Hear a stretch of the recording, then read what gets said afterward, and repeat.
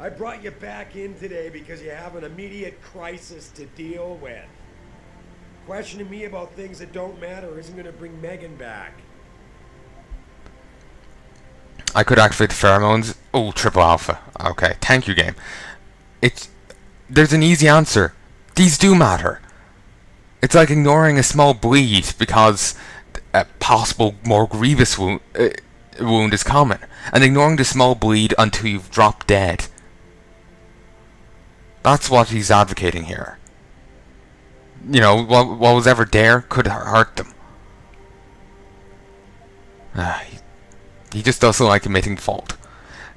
Adam, are we done here? Yeah, I could either use the alpha thing here or use this. Just keep persuasion. Boss, I never meant to imply. Look, I'll back off if that's what you want. But when you start dragging Megan into this, it kind of puts me on the defensive. Megan? Boss, what does Megan have to do with any of this? I thought we were discussing a security breach. All due respect, sir, I'm trying to do my job. The job you hired me to do, and even brought me back in a month early for tonight. But it feels like you're getting in the way, especially when you start bringing Megan into this. With all due respect, sir, I am trying to do my job. The job you hired me to do. The job you even brought me back in for tonight. But it feels like you're getting in the way. Especially when you start bringing Megan into this. I'm not getting in the way, I just... Okay. Okay, look, I'm sorry. Maybe I'm the one overreacting. The data you're so nervous about is little more than a bunch of routine, fact-finding reports. The kind of stuff I deal with every day. Megan pointed me in a direction and I followed up on it. That's all. And now that I've shared this much with you, I have to ask how your knowing the fine details will keep the rest of us any more secure.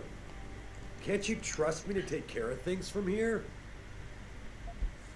Boss, 6 months ago, mercenaries knew stuff about this company that I didn't, and used to get past my security measures.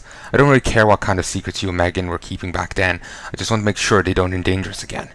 I've nothing better to trust you with this, boss, but trust is a two-way street. The way you've handled this entire conversation so far makes me think it's you who isn't trusting me. Why, boss? What is it you're so afraid to tell me? Boss, I'm sorry if you think this is a big waste of time. I just don't want to have anyone else getting hurt because of information I didn't have. But if you really believe this data can't hurt us... Adam, are we done here? Stop, you're stopping me reading. That it won't come back somehow and bite us in the ass and I'll trust you.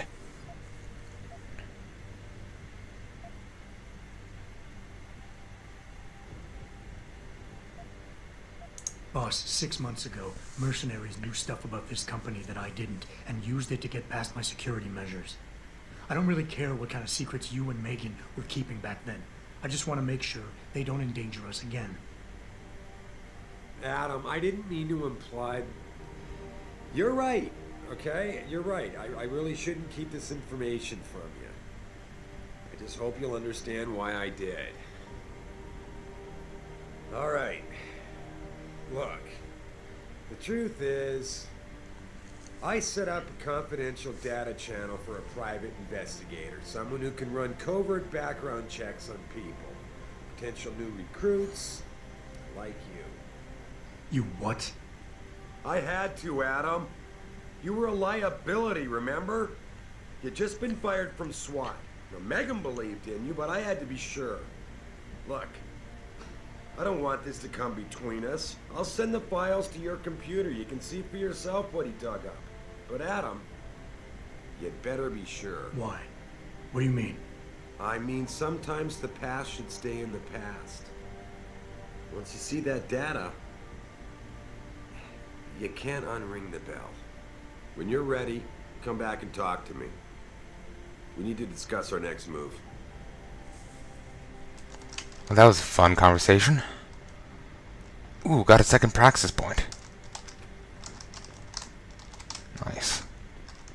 Sorry, Adam, I can't help you right now. I'm trying to deal with the fallout from the Taggart meeting. Besides, Farita's waiting for you at the helipad. This is an important assignment. I haven't even got that assignment yet. Oh, I think I have a chance to have a look at Francis's computer. Let's do so. You know, I think that, like I was with the other things we saw, like the outside there is painted on, but they do it much better.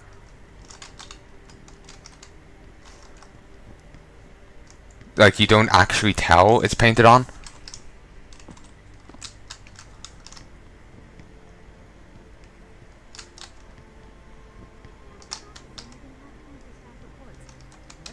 This stressed out about something. Well, can you blame me? Listen. A security breach of this magnitude? It's like our entire network has been violated. How the hell did they get past the firewall? I don't know, but he's got a shitload of new coding to do. All the passwords he has to reset? Ooh, ouch. That's probably why he's so stressed. No kidding. Alright. And now, like, he's a level 5 thing. It's pretty good.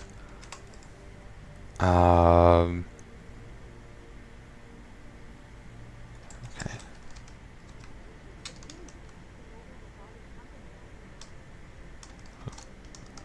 Who? Bad business practices, I guess.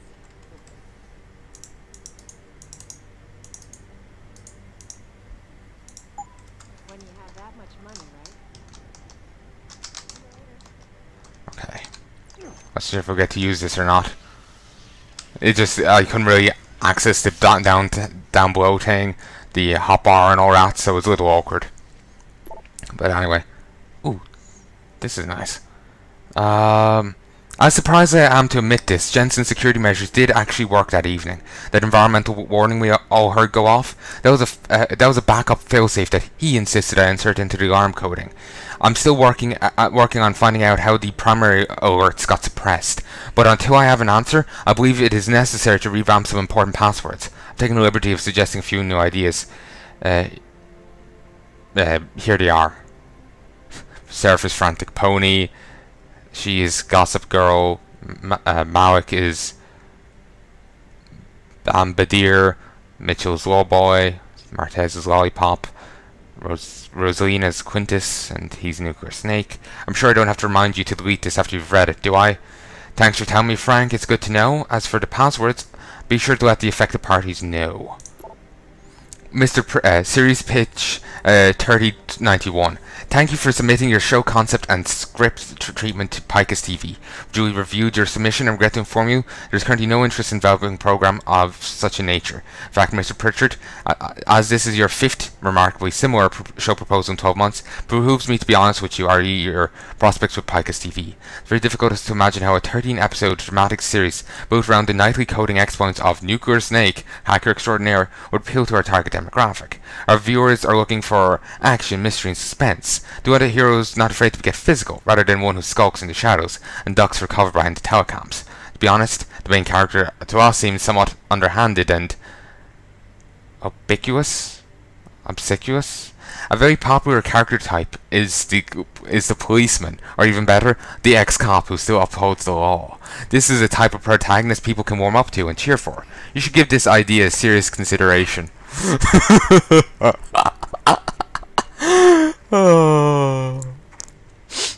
Oh God, I think I know why Francis doesn't like us. I've already read that. That's the sole reason he dislikes us.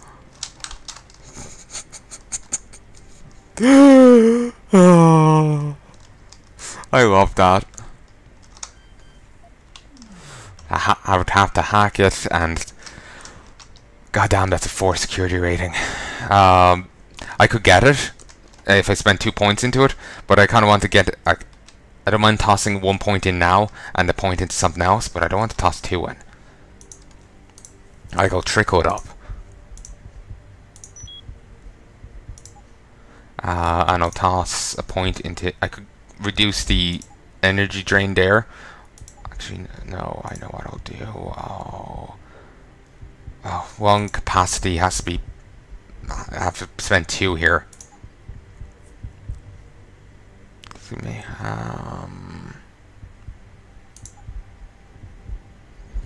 Ooh, that's nice. That's some fortified things. I can get some stout here. And it only costs 1. Nice.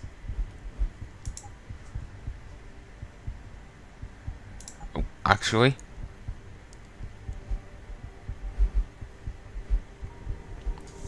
Maybe I should get yeah, I'll get the extra battery. So now I have 3. Though things will only for free recharge the first one. Sadly, the others won't for free recharge. Okay, let's use this one. Okay. The frantic... Wait.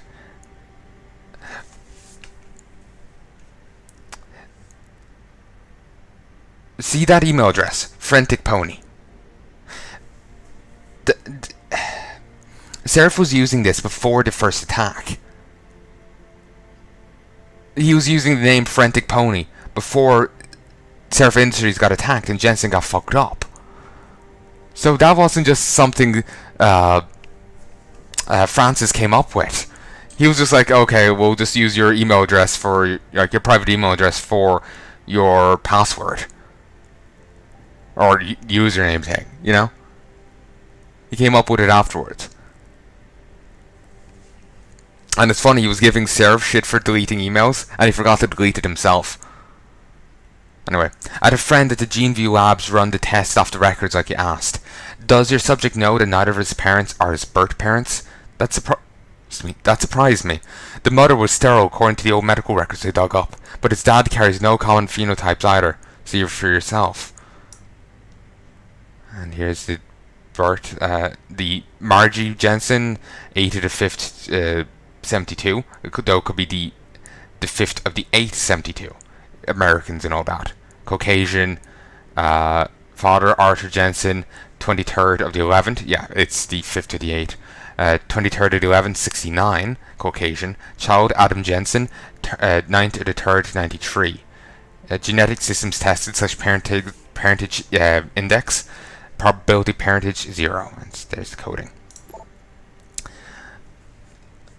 And again, it's like I was saying earlier when Jensen reading the emails in the FEMA camp. If it's an optional information, it's never brought up in the main like story. Here, fair enough, but the FEMA camp stuff is never referenced again.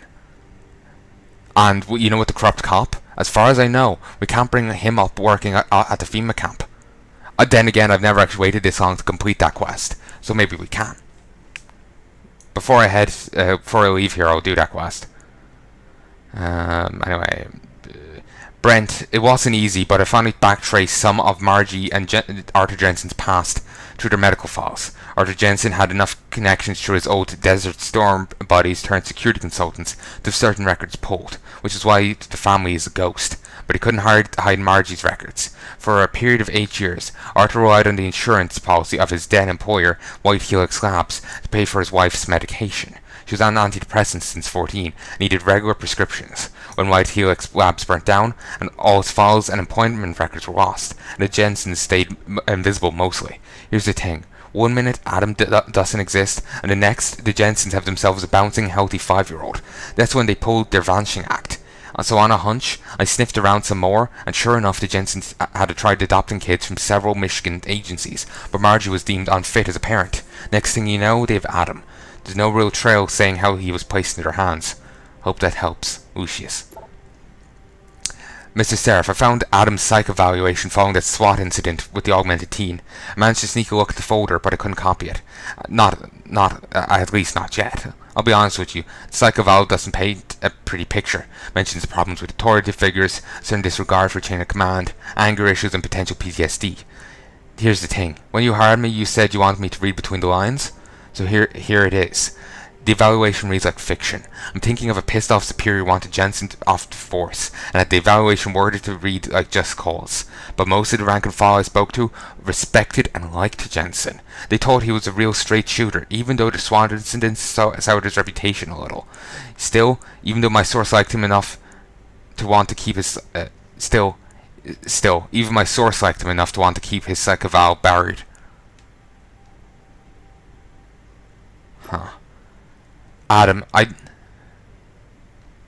already read that. Alright. That it? I swore there's gonna be more files. I thought there's like 3. Well, I read 3 there. I thought there was gonna be 4 or 5. You spoke to Seraph. Did he happen to tell you why he made us look like idiots? I'm handling it. You can imagine how relieved I am to hear that. I'll tell you what. While you follow any lead Sarif spoon-feeds you, I'm going to do what I should have done in the first place and backtrace that signal. That's your pride talking. Still, get back to me if you find something. You meant when? Pretty sure I didn't. Oh, best of friends. Best of friends. Yeah, they just disappear into the ether. You don't just see him strolling away. So no tasering for him. Goddamn, that's awesome. Somehow, though, I don't think even with that I'll get over my fear of heights. Well, I don't want to say I have a fear of heights, but an awkwardness around them. It's not like I get scared looking down at places. There's sometimes, like I said before, I know my legs don't function going up and down stairs. They just I just can't make the last few steps. Or, you know, at the very top of the stairs, there is where I get stuck. I just either can't go up or can't come down sometimes. It's irritating. Doesn't happen too much, thankfully. Mainly if I have something in my hands.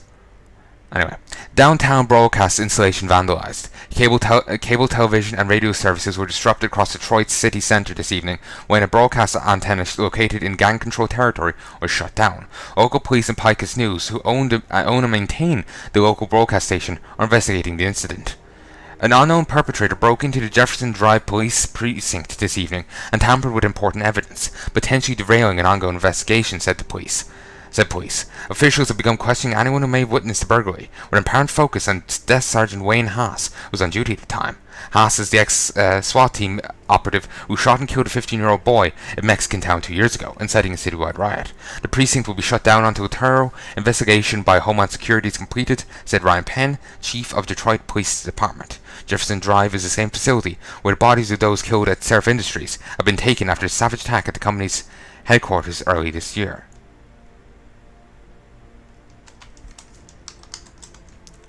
That's interesting.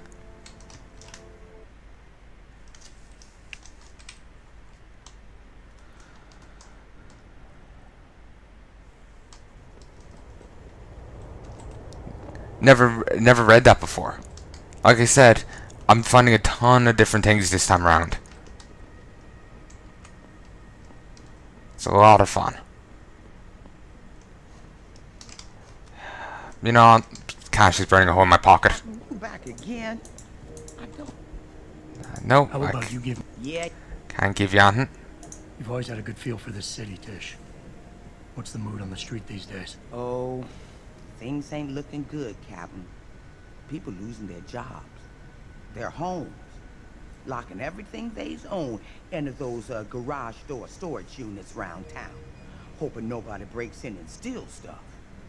Mr. Serif gonna save us? He better do it soon. Or what? Not sure. Just feels like this whole city's waiting to explode. Especially in the alleys behind the gas station. Most of the time, you's fine walking there, long as you don't cause no trouble. But you do something wrong, well, cops and punks both trigger happy these days. Not the best. It's been a while since I walked the beat. Where would a less than exemplary citizen go these days if he needed to acquire some unlicensed firepower? Well now, I hear there might be a gun seller or two around town. But an adventuring man, especially one fixed with some of that fancy techno-limbs Mr. Serif makes, he might be able to acquire a few more if he's willing to go the extra mile. Shit, Captain, that all you got? I was you. I'd look for some bright lights coming out of the windows of a boarded up gas station nearby. And a bodyguard maybe hanging around. Fine. I'll bite.